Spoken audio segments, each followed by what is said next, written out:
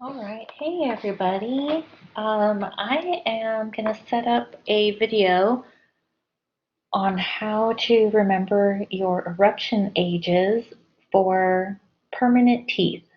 Okay, so this is something that I came up with when I was a student, and I hope it's useful for you, and I hope that you're able to kind of understand my way of thinking and take away, some valuable information to help you with your midterm, um, especially. So this is something that you can do and practice multiple times. So set yourself up like this.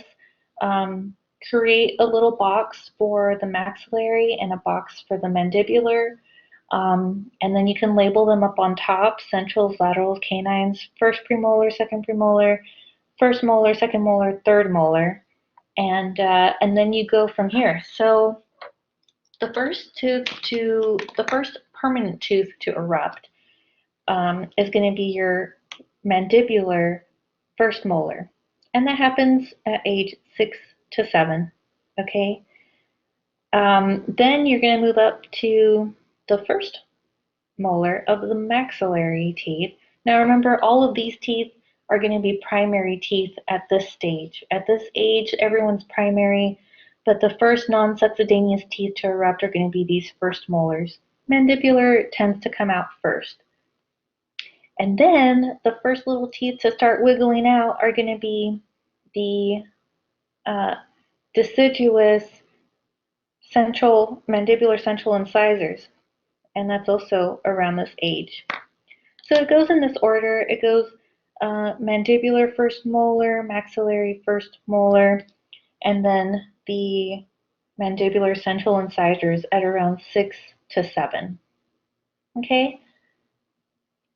At this point, you're going to start going in kind of a sequential order. So typically these age ranges kind of help you go to the next age, right? So 6 to 7, then it's going to be 7 to 8.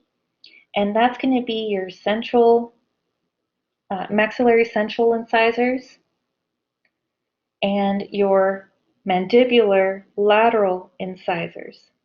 Okay? So from this point, I like to kind of just make a little circle around these guys just so that I remember that this is how they look like. Okay? Next is kind of a sequential order that you'll want to remember. Now, this I always kind of imagine surrounding the shape of the maxillary canine, because we're going to be skipping the maxillary canine for this kind of next section. You're going to remember 8 to 9, and then 9 to 10, moving on down to the mandibular canine, and then 10 to 11, and that's your maxillary first premolar. If you look at it closely, I kind of went around the canine in this kind of shape like this, and that kind of borders, or rather, it looks like the shape of a canine, right? It has that really long cusp, um, and it kind of goes in this shape, right? So that's how you remember this little section: 8 to 9, 9 to 10, 10 to 11. Okay.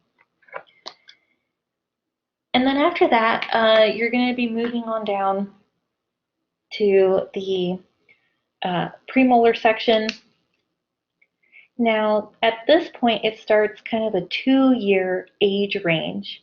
It goes from 10 to 12, and this is also 10 to 12. So your mandibular first premolar and your maxillary second premolar have the same age range.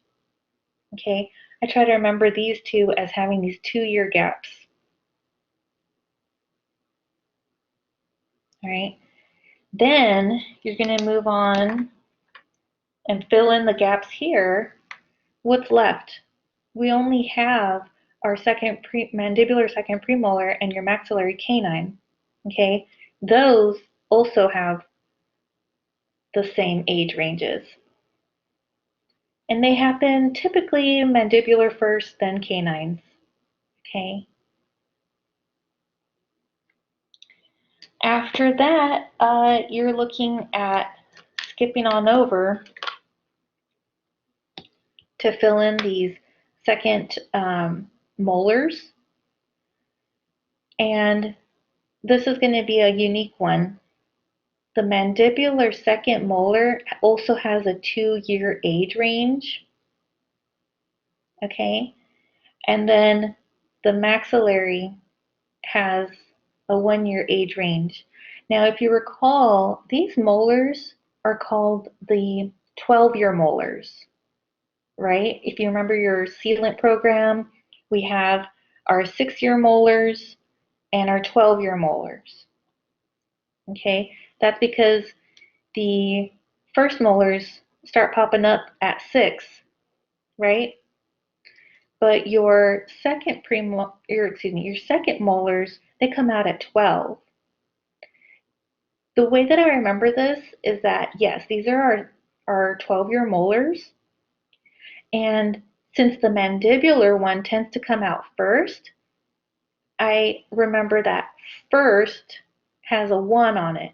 So I changed that 12 to an 11 so that it looks like this is first, this one's second.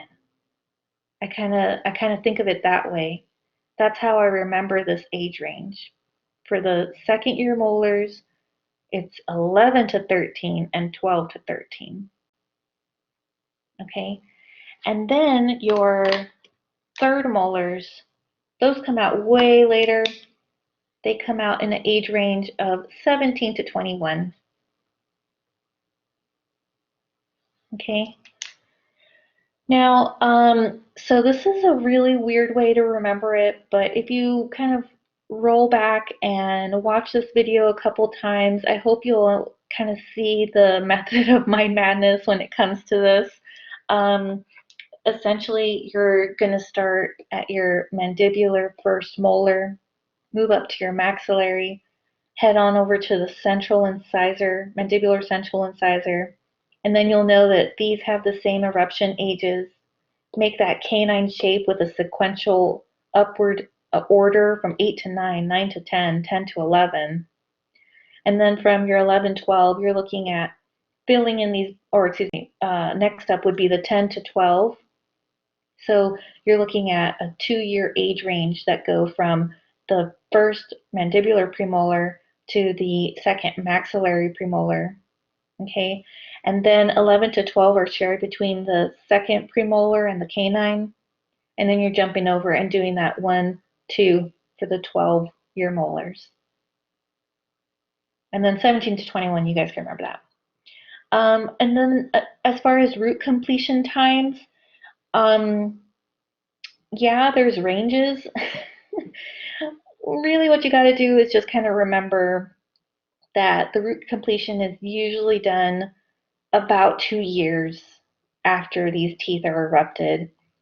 So, so for instance, like the mandibular central incisors, those root completions are at 9.